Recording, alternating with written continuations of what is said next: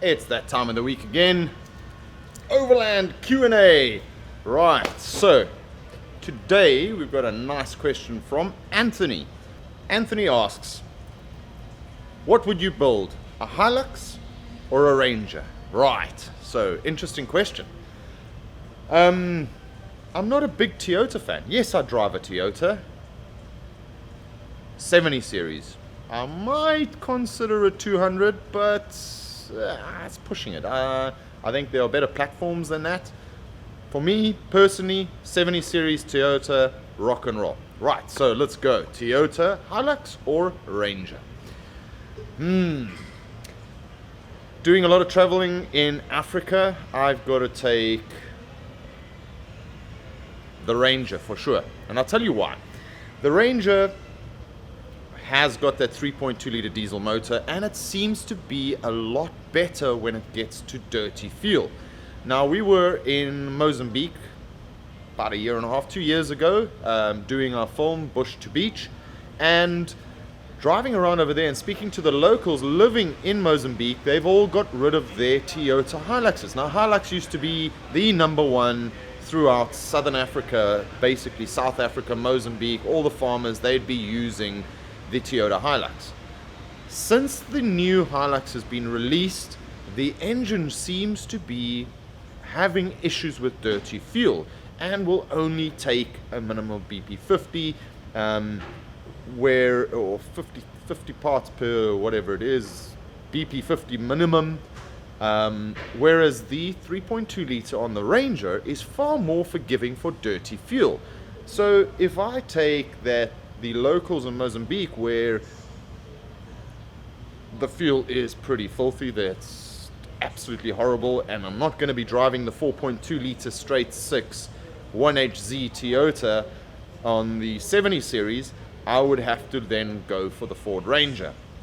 The other thing I like about the Ranger is the amount on bolt-ons that there are available for the Ranger right now. The South African market and the Australian market has really gone to town with the amount of accessories that you can get for it off the shelf. Now, it doesn't matter what brand you're looking at out there, TJM, ARB, they all got bumpers, they all got all kinds of lovely things, canopies, you name it. I personally like the look of the Ranger as well. I've owned Fords in the past, I've owned F-150s, I've had a number of Fords actually, and yeah, I'd probably go with the Ranger. Maybe we would think about building that as the second vehicle on our show. I don't know, who knows? Anthony, great question. Let's go to the SpeedX tip of the week. And it's that time, SpeedX tip of the week. Today we're going to discuss clothing while overlanding. Now, you don't normally carry a lot of clothes with you while you're overlanding. There's not enough space, so you're doing a lot of washing, and you've got to look after your clothes.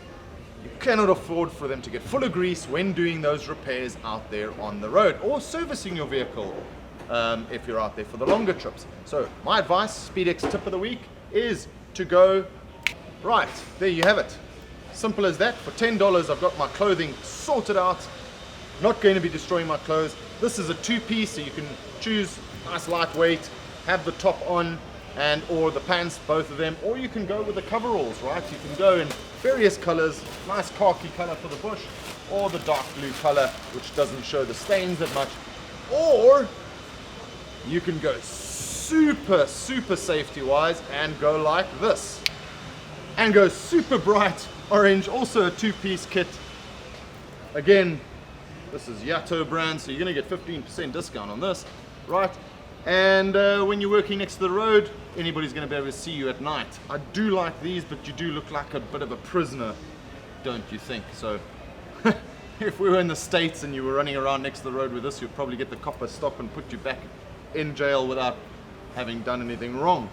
But yeah, from a safety security point of view, kind of like these, and the lightweight ones. These blue ones I use all the time because they're nice and light. So protect your clothing. For $10 you can save your clothing and save on washing on your clothing, especially on those long trips. And that's it for this week's show. I hope you guys enjoyed it. Remember, keep the questions coming in through to our email, shaun@expeditionextreme.com, and we'll air them on this platform for you. So we'll catch you next week. Remember, if it's dusty, drive it.